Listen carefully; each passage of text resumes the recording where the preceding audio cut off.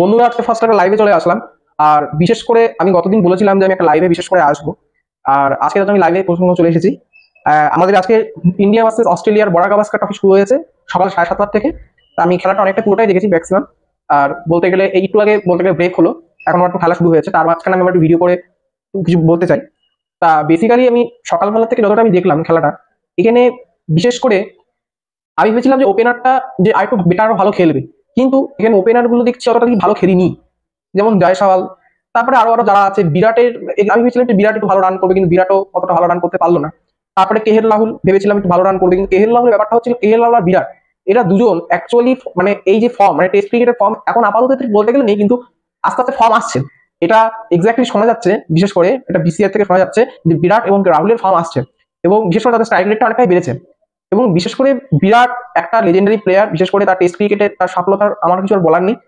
তা যখন সময় হবে বিরাট অবশ্যই ভালো খেলবে আশা করা যায়। আর বিশেষ করে ঋষভ পান্ত যতটা মানে খেলাটা যতটা এগিয়েছে এটা একটা দুর্দান্ত ব্যাপার। আমি যতটা বিশেষ করে খুশি হলাম, কারণ ঋষভ পান্ত আমার যা মনে হলো যে এই খেলায় মোটামুটি হলো, পরের খেলাও সেঞ্চুরি করবে অথবা হাফ সেঞ্চুরি করবে, যাই হোক। তা আমার শুনে খুবই ভালো লাগলো। এবং বিশেষ করে আমি আরেকটা জিনিস লক্ষ্য করে দেখলাম যে বিরাটের আজকে আমরা সবাই মানে বিশেষ করে দেখতে পাচ্ছি যে বিরাটের বেসিক্যালি ক্যাপ্টেন্সিটা আস্তে আস্তে আসছে। কারণ প্রথমত আছে রোহিত শর্মা বিশেষ করে দুই একটা ম্যাচে থাকছে না, তার ফলে বিশেষ করে বিরাটের যে লিডারশিপটা আস্তে আস্তে বেরোচ্ছে, এবং বিরাটের লিডারশিপটা টিমকে ভালো করে হেল্প করছে। এবং বিশেষ করে আমি একটু আগে দেখলাম যে আবার মনে হয় বিশেষ করে অস্ট্রেলিয়া যখন ব্যাট শুরু হলো, তখন বিশেষ করে আমার বিরাটের বিশেষ করে লিডারশিপটা আমার ভালো করে দেখলাম। এবং বিশেষ করে একজন মানে লেজেন্ডারি প্লেয়ার, ওনাকে ওনার কোনো এক্সপ্লেনেশন বেসিক্যালি কিছু নেই।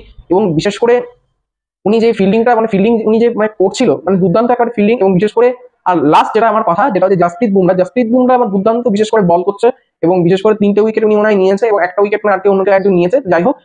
অসাধারণ খেলছে। এরকম করে ভারতীয় টিম এরকম করে খেললে আশা করা যায় যে একটা মোটামুটি ভালো স্কোর দাঁড়াবে এবং একটা অস্ট্রেলিয়াকে ভালো করে বিট দিতে পারবে। কারণ বর্ডার গাভাস্কার ট্রফিটা এমন একটা বিশেষ করে প্ল্যাটফর্ম, সেই জায়গায় ভালো পারফরমেন্স করে ওখানে ভালো করে জিতে ওখান থেকে ভারতে আসতে হবে, এটাই হচ্ছে মান সম্মানের ব্যাপার। ঠিক আছে, অস্ট্রেলিয়াকে বুঝিয়ে দিতে হবে যে ভারতও পারে।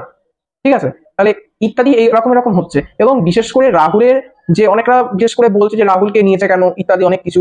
এবং বিশেষ করে রাহুলকে নিয়েছে যে রাহুল একটা ক্লাসিক প্লেয়ার, সে টেস্ট ক্রিকেটে সে অনেক খেলেছে এবং সে বর্ডার গাভাস্কার ট্রফি অনেক খেলেছে, ঠিক আছে, তার জন্য রাহুলকে নিয়েছে। কিন্তু মানে অ্যাকচুয়ালি এটা সম্পূর্ণ বিসিসিআই দোষ যে বিশেষ করে যারা মানে আইপিএল এর প্লেয়ার গুলোকে নিয়ে নিয়ে একেবারে বর্ডার গাভাস্কার ট্রফি একটা গুরুত্বপূর্ণ খেলায় একেবারে প্রেস করছে, এটা একটা সবচেয়ে একটা ডিসঅ্যাডভান্টেজ হচ্ছে বিসিসিআই। এবং বিশেষ করে এটা আমরা লক্ষ্য করে দেখেছি, যেমন রানা আছে, এরকম বিভিন্ন বিভিন্ন করে এরকম প্লেয়ার যারা রয়েছে তাদেরকে দেখি এরকম বসিয়ে নিয়ে আছে। কিন্তু আমাদের বলতে গেলে আমরা একটা কথা বলি না যে ওল্ড ইজ গোল্ড, যেমনই পূজারা রাহানে এদের মতন প্লেয়ার থাকলে আমার মতে ভারতীয় টিমে আরো অনেকটা সুবিধা হতো, বিশেষ করে ডিফেক্ট করতে তো অনেকটাই সুবিধা হতো বিশেষ করে। এবং তাদের বিশেষ করে ফর্মও থাকলে আমার মতো অনেকটা সুবিধা হতো। আজকে মোটামুটি লাইভটা এই অবধি মোটামুটি থাকছে, আবার এই খেলার পর আবার আজকে আরেকটা লাইভ আমি করবো বিশেষ করে। তা মোটামুটি আপনারা সকলে দেখে থাকুন ভারত বনাম অস্ট্রেলিয়ার বর্ডার গাভাস্কার ট্রফি। এবং ভিডিওটা ভালো লাগলে প্লিজ চ্যানেলকে সাবস্ক্রাইব করবেন। এবং আবার আরেকটা লাইভ আসছে, সেটা আমি কমিউনিটি পোস্ট আমি জানিয়ে দিচ্ছি। তাহলে আজকের মতন মানে এখন আজকে কি মানে আরেকটা মানে আসছে, ঠিক আছে, আরেকটা আমি লাইভ করবো, সেটা রাত্রিরে করবো। তা আপাতত এখন থাক, তারপর আমি আবার পরে আবার